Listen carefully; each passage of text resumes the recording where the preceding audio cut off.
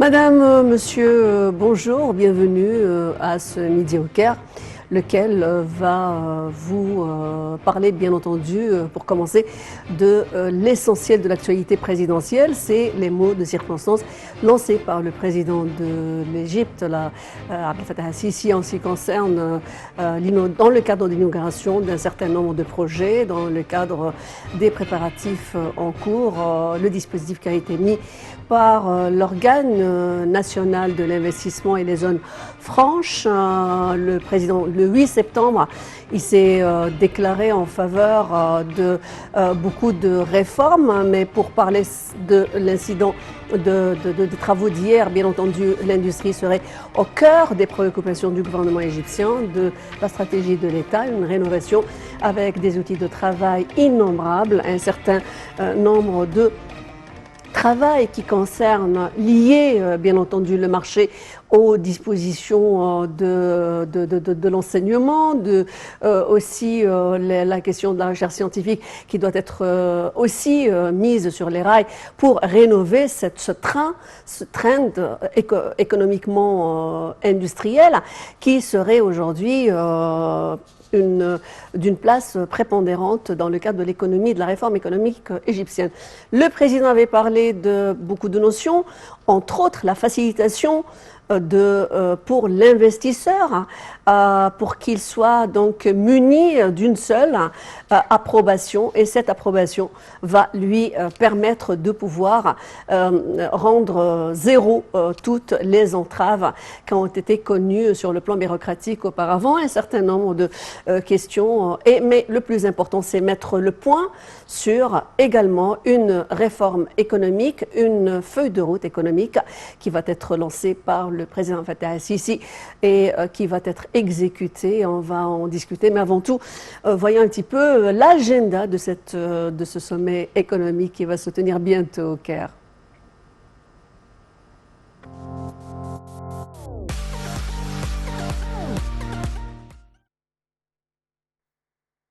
Le président Abdel Fattah el-Sisi a inauguré mardi par visioconférence 2 zones d'investissement à Banha, au gouvernorat de Qalyoubeya, et à Midramr, au gouvernorat de Dakhahliya.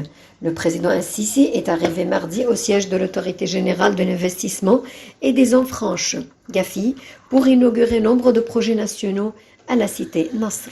Le président el-Sisi a également inspecté nombre de projets nationaux réalisés par l'autorité générale de l'investissement et des zones franches à la cité Nasr.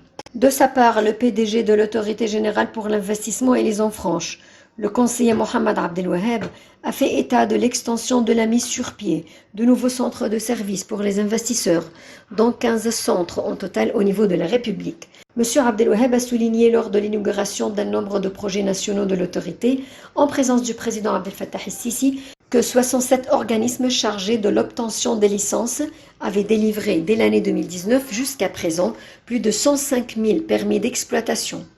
La création d'un environnement d'investissement régulier figure parmi les axes du plan d'action de l'autorité, y compris des incitations préférentielles aux projets nationaux et stratégiques, aussi bien qu'à ceux de l'économie verte, de l'intelligence artificielle, l'implantation industrielle et des alternatives aux importations. Notons que l'Égypte entretenait des relations stratégiques et concluait des accords commerciaux avec les pays du Moyen-Orient et d'Afrique, et qu'elle est un énorme marché local et disposer d'un environnement d'investissement attractif et d'une vision pour la prochaine décennie.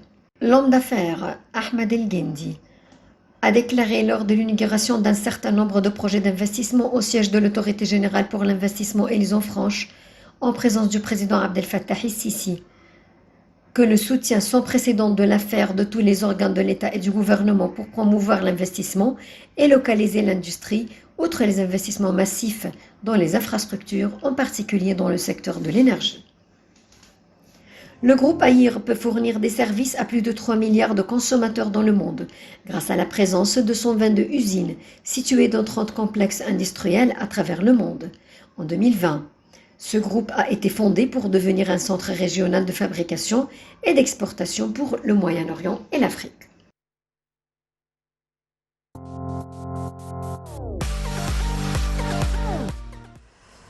Et pour discuter en profondeur de cette nouvelle cartographie pour l'économie égyptienne, en particulier pour l'économie égyptienne, on parle de feuille de route. J'aurai le plaisir de recevoir au bout du fil. Et je vous souhaite la bienvenue, Dr Nesline Chokri. Vous êtes écrivain et journaliste. Merci bien d'avoir illuminé cette tribune. Bonjour, alors j'espère que vous portez bien. Je suis heureuse d'être parmi les vôtres ce matin. Oui, toujours le plaisir de vous recevoir au bout du fil sur Night TV International. Permettez-moi de passer tout de suite à l'action.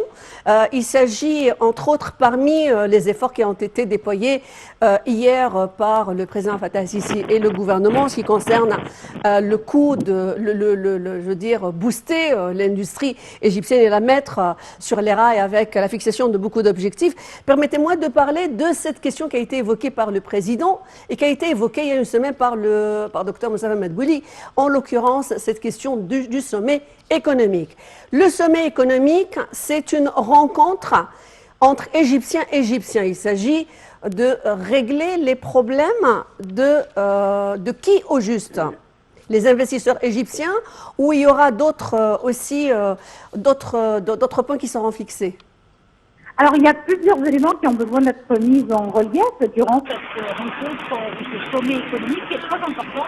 Moi je dirais plutôt une conférence économique parce qu'on en avait besoin d'abord, et puis aussi l'objectif c'est d'abord de mettre en relief les efforts déployés par l'État et le gouvernement actuel, parce que quand même il y a des efforts qui ont été déployés et des éléments qui ont déjà été faits et qui ont permis en fait d'améliorer la situation économique et aussi d'éviter que pendant la crise du coronavirus et la crise économique mondiale, la crise russo-ukrainienne, l'économie égyptienne soit, je dirais, une situation de détérioration importante. Tous les efforts qui ont été permis de protéger l'économie égyptienne et de la maintenir dans un état de robustesse et dans un état de...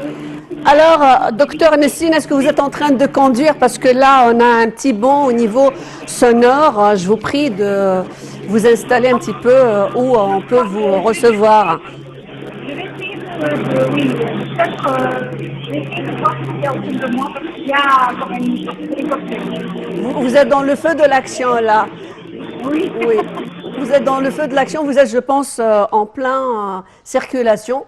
On aura peut-être l'occasion de retrouver Dr Nesline Chokri pour profiter de son commentaire sur cet événement important. Eh bien, on continue donc dans l'espoir de la revoir dans quelques instants. Je dois simplement rappeler que cette question de sommet économique serait une plateforme pour discuter entre Égyptiens, avec à bord tous les décideurs, mais aussi tout le spectre du domaine du privé qui vont discuter justement de toutes les problématiques que peut connaître, l'économie égyptienne. Dr Nesline avait parlé justement de cette question de deux problématiques auxquelles est confrontée l'économie internationale, des déficiences majeures, la pandémie de la Covid-19 d'une part, d'autre part la guerre qui sévit entre Russie et Ukraine, qui ont donc changé la donne. Nous avons donc des défis, comme le président Fattah al-Sisi avait parlé de défis, il y a plusieurs défis sur lesquels il faut réfléchir et trouver des solutions. C'est ça justement peut-être le grand saut en avant qui va être fait, c'est finalement que tous ceux qui participent à la promotion de cette économie, que ce soit secteur privé, que ce soit travailleurs, que ce soit hommes d'affaires, que ce soit investisseurs, ils ont énormément des problèmes et il faut donc les soumettre pour trouver illico presto des solutions.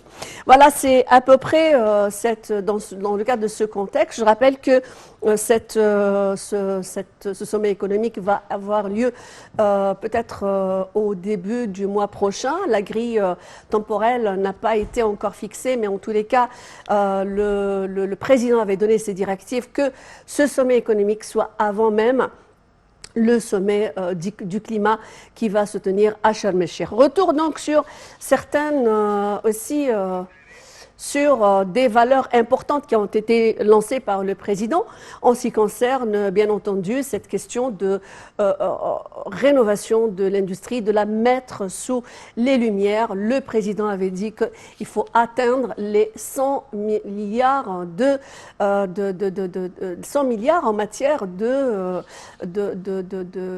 économiquement parlant, d'exportation. Alors ces objectifs sont nombreux. Il avait parlé, je rappelle encore, de cette licence d'or sur laquelle il a beaucoup insisté que c'est une question qui traduit la grande volonté de l'Égypte, de la République arabe d'Égypte, de l'État, à pas simplement redynamiser l'économie, mais aussi à mettre à zéro compteur pour toutes les problématiques que peut rencontrer l'investisseur pour donc en finir avec cette question. Retour sur les mots les plus importants, les messages les plus importants de l'allocution présidentielle hier dans le cadre de ces travaux, donc de ces inaugurations qui ont eu lieu hier dans le cadre qui ont été entreprises par l'autorité générale de l'investissement et des zones franches.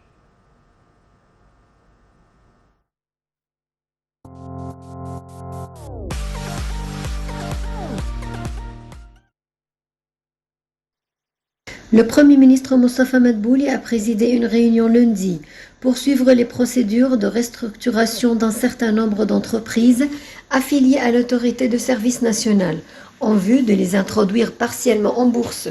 Y ont pris parti le ministre du Plan et du Développement économique Hala Saïd, le ministre des Finances Mohamed Maït et le président de l'autorité de surveillance financière Mohamed Farid.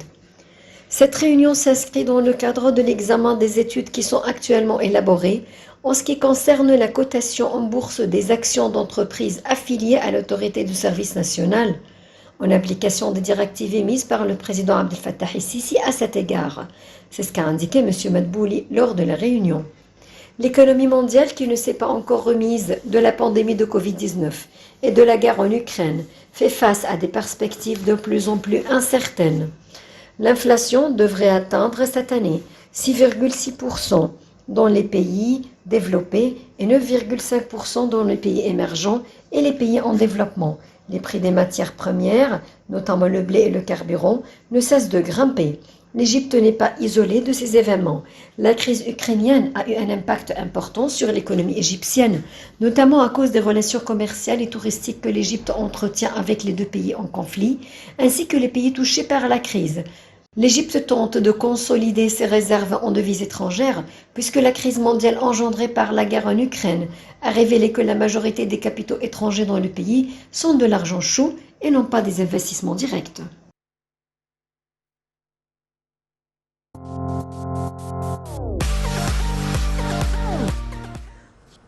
De retour sur ce plateau, nous avons encore une fois le plaisir d'avoir Dr Nesrine Chokri.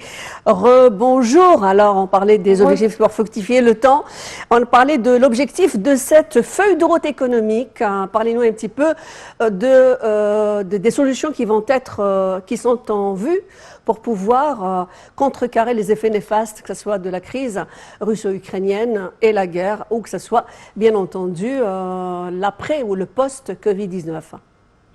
Alors d'abord, bonjour, et puis comme je le disais tout à l'heure, l'objectif de cette conférence, c'est d'abord de mettre en relief les efforts déployés par l'État et le gouvernement actuel, de sorte à véritablement montrer tout ce qui a été fait pour préserver l'économie des effets néfastes de plusieurs crises, comme on vient de le dire, mais aussi l'objectif c'est de discuter tous les moyens et les options, toutes les options aussi possibles qui peuvent permettre, qui peuvent garantir à l'économie égyptienne de faire face à cette situation, parce qu'il est prévu que la crise économique mondiale va se développer et va connaître encore plus de difficultés. Donc je crois que véritablement cette conférence tombe à pic, parce qu'elle va permettre au gouvernement, aux investisseurs, à tous les éléments et à tous les participants et à tous les acteurs sur la scène économique égyptienne. Voilà, en parlant locale. d'acteurs économiques, docteur Nesrine Chokri, il est important de nous clarifier le rapport entre le dialogue national et ce sommet sur l'économie. Est-ce qu'on parle de dialogue intra-égyptien? Le dialogue national, c'est un dialogue qui touche tous les secteurs de la vie pour parvenir à une nouvelle république. Est-ce que c'est une continuité du dialogue national? C'est une sorte de continuité, c'est même, je dirais, une imbrication. Alors, plus loin de dire que c'est une continuité, c'est une imbrication avec le dialogue national, parce que le dialogue national, il touche tous les secteurs, il touche aussi l'éducation, l'économie. Donc, c'est tout le spectre des politiciens qui vont être présents, des investisseurs, des sociétés, voilà, le privé, l'étatique. Voilà, c'est toute l'équipe qui sera là, surtout, bien sûr, le secteur privé, puisque déjà le président de la République a mentionné hier qu'il représente 75% du marché égyptien, donc tout le monde sera là, que ce soit les différents partisans des courants politiques, que ce soit aussi les hommes d'affaires, les acteurs, les hommes d'affaires, les acteurs principaux de l'économie, que ce soit aussi les autorités égyptiennes et les responsables et le ministère. Tout le monde sera là pour discuter, pour d'abord il paraît, docteur Nesrine Chokri, que le président a mis en place cette feuille de route. Elle est d'une importance très sérieuse pour l'État, qui veut dire qu'il c'est inévitable de trouver des solutions. Donc, est-ce que vous l'avez reçu comme ça aussi? Moi, je l'ai reçu comme une façon très courageuse de la part du président de la République de toujours diagnostiquer les problèmes, les soumettre à un dialogue sociétal et parvenir à des solutions qui ne soient pas unilatérales, mais qui soient prises suite à des discussions avec tous les partenaires sur le terrain, de sorte véritablement à ce que ces solutions soient efficaces, pratiques et conviennent à tous les Égyptiens. Alors, les grands dossiers tels que l'énergie, aussi sobriété, je veux dire, sur le plan climatique, les grands enjeux, quoi. Ils vont y figurer. Vous avez une idée des grands thèmes? Bon, je crois que les thèmes sont, c'est une question quand même souple, c'est-à-dire que ça va être agrandi au cours des prochains jours, mais je suis sûre que tout ce qui est transition verte, économie verte, dossier de l'énergie, dossier climatique, facilitation présentée aux investisseurs, droits des travailleurs dans le secteur privé seront certainement parmi l'agenda qui sera traité. Excusez mon marathon parce que le temps nous presse et j'ai envie d'avoir aussi votre avis sur cette question importante.